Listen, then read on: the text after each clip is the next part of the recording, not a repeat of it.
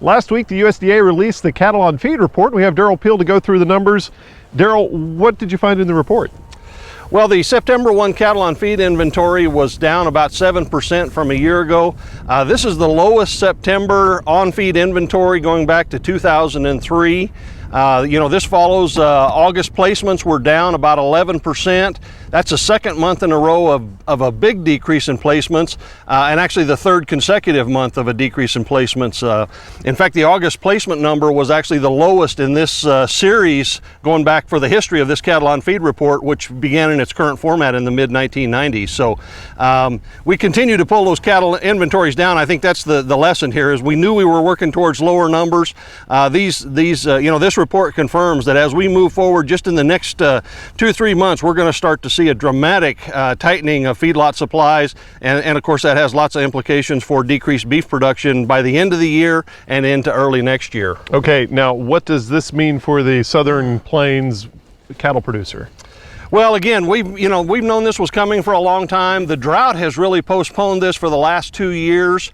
As recently as April and May of this year, we had a year-over-year increase in those monthly placements, and that was due to the fact that we had, a long winter and drought-reduced hay supplies, and that pushed more cattle in the feedlots, and that's the kind of thing we've been doing for the last 2.5 years or more. And so we finally reached a point where there just isn't any more cattle out there. We've seen some better conditions, and so, we're going to see the consequences now of what we've been building for several years as we see a dramatic decrease in cattle numbers coming out of the feedlot for the next, more than a year, up to 2 years. Okay, is there an answer to this? I mean, how do we rebound from this?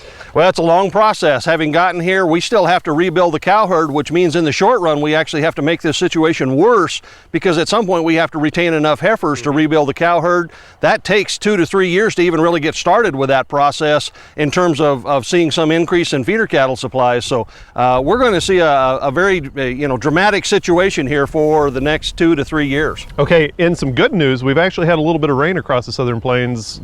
What are you seeing as far as forage? Well, I think we're going to have some, prospects for wheat pasture. We had gotten dry, at least on top, and the recent rains give us the prospects of getting some wheat planted and up. And so, we have some opportunity there. The market certainly is providing an incentive for us to think about grazing these cattle. Prices are high. Feeder cattle prices have advanced dramatically since, about May. And the price levels are a little scary to producers, but actually if you figure out the value of gain right now, it's actually quite attractive for a stocker producer to think about putting cattle out. Obviously it takes a lot of money to do that. There's a fair amount of risk involved on the one hand, but at the same time the market is certainly encouraging us to take advantage of those forage supplies. Okay, we'll see how it all pans out. Derrell Peel, Livestock Marketing Specialist here at Oklahoma State University.